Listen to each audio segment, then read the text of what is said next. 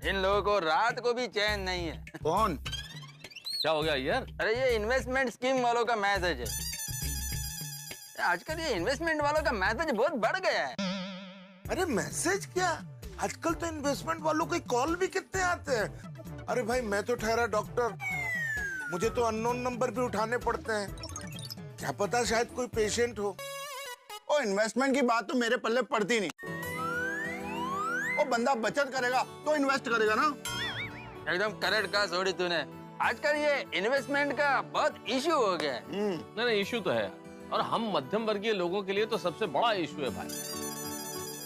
सबसे पहले तो कमाने का टेंशन, और कमा लो तो फिर बचाने का टेंशन, और मान लो थोड़ा बहुत बच जाए तो उसे सुरक्षित इन्वेस्ट करने का टेंशन। नहीं, मेरे हिसाब से तो बचत करके इन्वेस्टमेंट करना ही चाहिए मेहता साहब। क्या है, बचत आपकी दूसरी संतान हो सकती है। क्या बात है, वाह। बहुत अच्छा बोला भिड़े तूने, लेकिन इन्वेस्ट करे तो कहाँ करे? ये बोलना आसान है, लेकिन हमारे पैसे भी सुरक्षित रहने चाहिए ना। सही बात। तो पटलाल, इसलिए तो बैंक है। इन्वेस्टमेंट सबसे ज्यादा सुरक्षित बैंक में ही रह सकता है। ना इल्ले Atmaram, this time you are wrong. Bank में इंटरेस्ट रेट कितना कम है। ये बात सही, बराबर मानता हूँ भैया, लेकिन मिलता तो है। हाँ, ये गारंटी तो होती है मिलने की। ये भी बात है। हाँ, हम जैसे सामान्य लोगों के लिए ना बैंक ही सबसे अच्छा विकल्प है। ओ यारो, वो शेयर बाजार बैंक से अच्छा नहीं है? नहीं सोडी, अरे भाई जैसे मार्केट ऊपर नीचे होता है, हमारा बीपी ऊपर नीचे होता है। वो एकदम रोलर कोस्टर के जैसा। किसका जैसा? जैसा रोलर कोस्टर। वो तुमने देखा होगा ना, अम्यूजमेंट पार्क होते हैं जो, अरे बच्चों के वो जो नहीं होता जहाँ पे राइड झूले वूले लगे हुए होते हैं वैसे पार्क, उसमें एक झूला नहीं होता एकदम से ऊपर तेजी से जाता है, फिर तेजी से नीचे आता है। हाँ, वो रोलर कोस्टर में। नहीं बात तो बिल्कुल बराबर है भाई। शेयर बाजार का कोई भरोसा नहीं होता है। अमेरिका में कुछ होता है तो यहाँ हमारा शेयर बाजार हिलने लगता है। तो जापान में भूकंप आता है तो उसके झटके यहाँ हमारे शेयर बाजार को लगते हैं।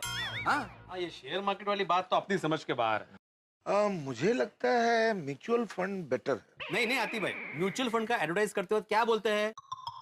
म्यूचुअल फंड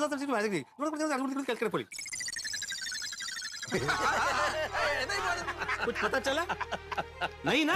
कुछ नहीं। मतलब क्या है, म्यूचुअल फंड में निवेश करना मार्केट के उतार चढ़ाव पर अधीन है। हाँ, mutual funds are subject to market risk. हाँ, मतलब बात तो वही आ गई ना। गोल्ड में भी पैसे इन्वेस्ट कर सकते नहीं? हाँ, लेकिन पोपटलाल, सोने के भाव में भी तो उतार चढ़ाव होते ही है। अरे आजकल कई लोग एंटिक्स में इन्वेस्ट करते हैं भाई, पेंटिंग्स खरीदते हैं। पेंटिंग्स? ये जेठाल, करोड़ों की पेंटिंग आती है, 50 करोड़, 60 करोड़, 100 करोड़। लेकिन उसमें आदमी को जानकारी होनी चाहिए, वरना कुछ नकली चीज ले आए 2-4 रुपए की। वैसे आजकल वो डिजिटल करेंसी भी आ गया ना, वो चिट कॉइन। क्यों होता भाई? हाँ, मेरे एक दोस्त ने 1 लाख रुपया चिट कॉइन में इन्वेस्ट किया था, आज उसके 10 लाख रुपए हो गए। 1 से 10? अरे डॉक्टर हाथी, ये सिर्फ एक संयोग की बात है कि इसमें कमा लिया, बाकी चिटकॉइन पता ही नहीं है कि ये करेंसी लीगल है या इलीगल है। जिसका पता ही नहीं हो, जिसका कोई अस्तित्व नहीं हो, जिसकी कोई फिजिकल प्रेजेंस नहीं हो और सब कुछ ऑनलाइन होता हो, उस पे कैसे भरोसा कर ले? ये भी सही बात है। मेहता साहब, एक ऑप्शन और है रियल एस्टेट का, पर उसके लिए पैसे थोड़े ज्यादा चाहिए। नहीं, एक बात का है दोस्तों, आजकल इन्वेस्ट करने के ऑप्शंस बहुत बढ़ गए। अरे गरीब लोगों को तो कुछ पता ही नहीं होता है। उनको तो 2 वक्त की रोटी मिल जाए ना, वही काफी। नहीं अब्दुल, मेरे हिसाब से गरीब आदमी भी सेविंग करके इन्वेस्टमेंट तो कर ही सकता है। अब तो अपना एग्जांपल ले ले। मुझे एक बात बता, तू दिन के 100 रुपए तो बचा सकता है? हाँ, आराम से। तो महीने के कितने हुए? 3000 रुपए। साल के कितने हुए? 36,000 रुपए। और 10 साल के कितने हुए? 3,60,000 रुपए। और ये तो मैंने मुद्दल बोला है, बैच तो गिना ही नहीं है। वाह बेड़ो वाह। हाँ, ये तो मैंने सोचा ही नहीं।